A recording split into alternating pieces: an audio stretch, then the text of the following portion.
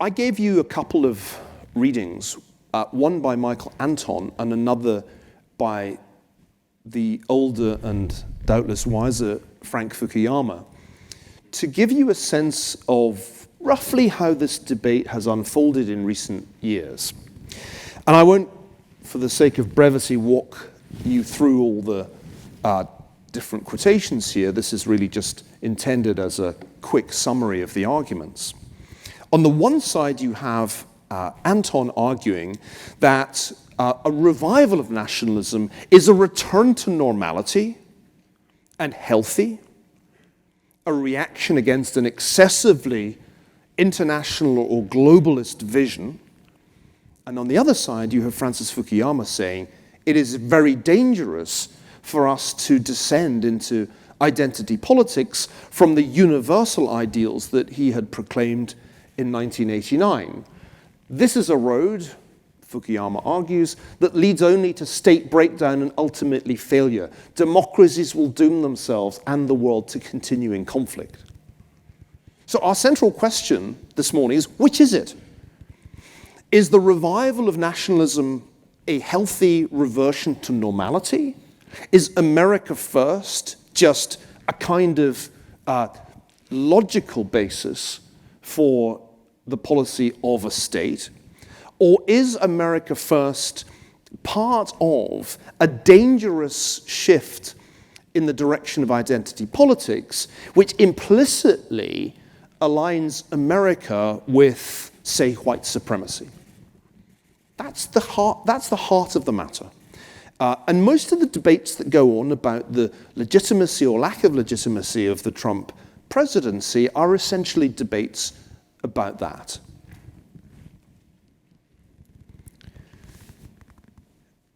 When people warn that the election of Donald Trump represents a fundamental threat to democracy in the way that Fukuyama does in that essay, they very often make allusions to a period in history that is associated with democratic disaster and indeed World War.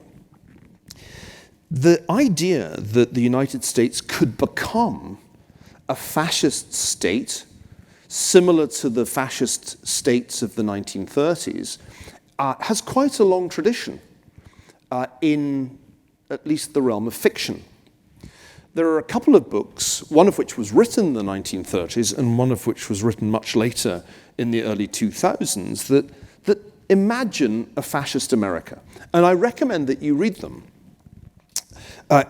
Sinclair Lewis's It Can't Happen Here and Philip Roth's Plot Against America both visualize an America that abandons the Constitution and turns from democracy to tyranny with a demagogic figure as president. I remember reading It Can't Happen Here in early 2017, partly in order to have some yardstick against which to measure the new administration. If it sort of looked like it can't happen here, then I figured I should be worried.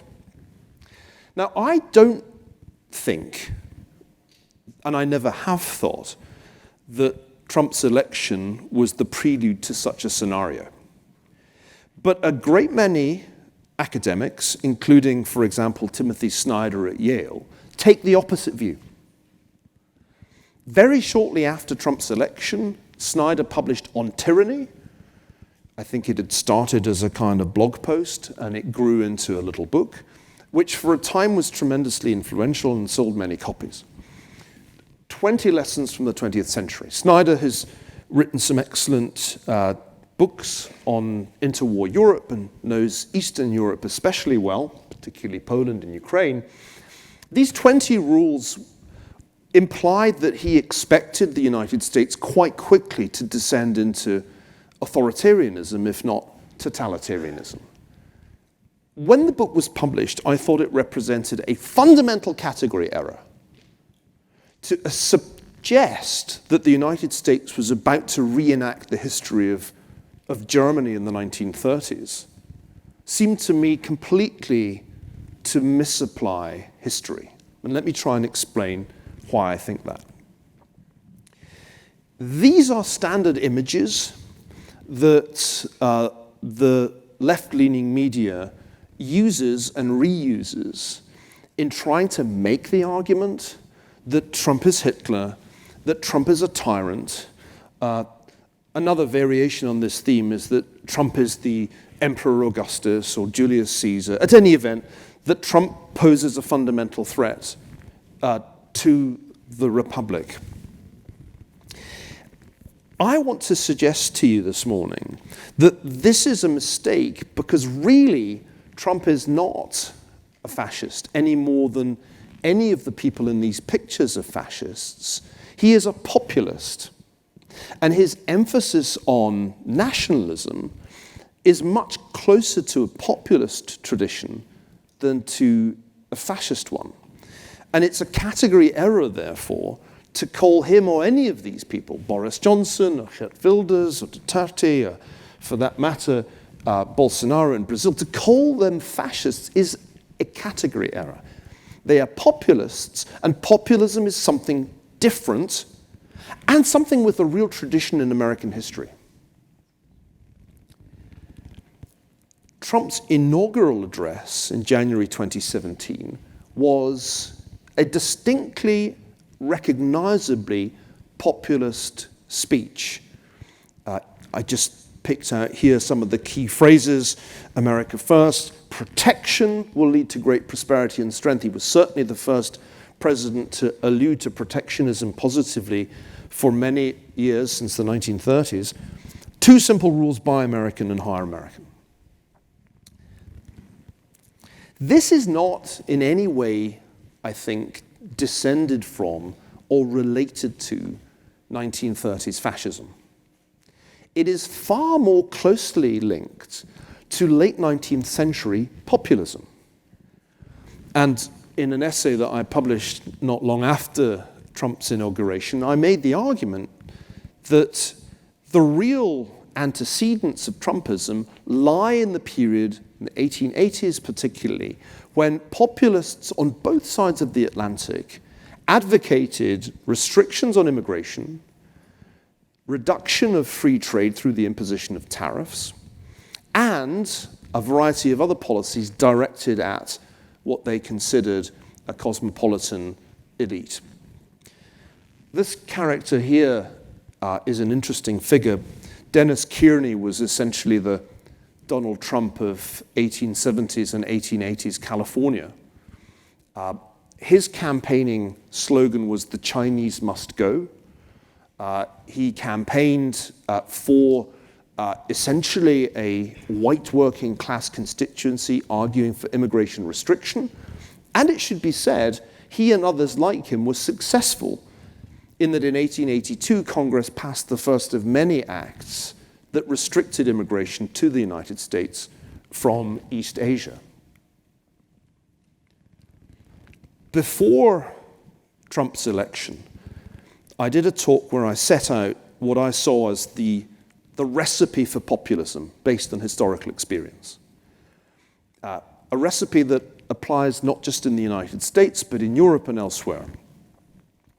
And I argue that there are 5 ingredients. If you want to have a populist revival politically, then the first thing you need is there needs to be a sudden increase in immigration. And that happened in the United States, which went from really quite tight immigration restriction to relatively limited restriction quite rapidly, beginning in the 1970s and 1980s, to the extent that the foreign-born percentage of the population is now roughly back at the peaks we saw last in the late 19th century, where around 14% or so of the population were foreign-born. So that's ingredient number 1. Ingredient number 2 for a populist revival is an increase in inequality. That we've certainly had, and again we see, this is well-known data that looks at the income share of the top 1% of the income distribution. That has reverted to early 20th century levels in the last 20 or 30 years. The third ingredient is there needs to be a perception that the established institutions of the country are corrupt. And if you look back at polling of Americans on the question of their confidence in US institutions, by 2015, confidence in institutions had reached a remarkably low level. Just 8% of people said that they had confidence in Congress in 2015. Then, very important, fourth ingredient, have a financial crisis. That's crucial. This stuff doesn't just happen without a catalyst. The catalyst was the crisis. You administer a big shock to people's incomes and economic experience. And one final ingredient. For your populist recipe to succeed, you need to have somebody who is a demagogue. Somebody who's extremely good at channeling the frustrations that people feel about all the other things I've just described. This was a spoof front page of the Boston Globe, published on April the 1st, 2016, before the election, at a time when people in Cambridge, Massachusetts, and Boston regarded the prospect of a Trump presidency as kind of science fiction. So it had a fake date of 2017. This actually was published before Trump's election. And I remember that the time when it was published, most of my Harvard colleagues, because I was still at Harvard then, were like, this is never going to happen. This can't possibly happen. And I was gradually coming to the view that it was quite likely to happen because the US had the ingredients for a populist revival, all 5 of them. And I especially came to that view the more I watched Trump in action working the crowds in the primaries. Because it's a rare ability to be able to channel and amplify the mood of a crowd. I'm failing to do it now. Okay, so some of you are still awake. But to be able to do it in the way that Trump does is rare. You can't teach that.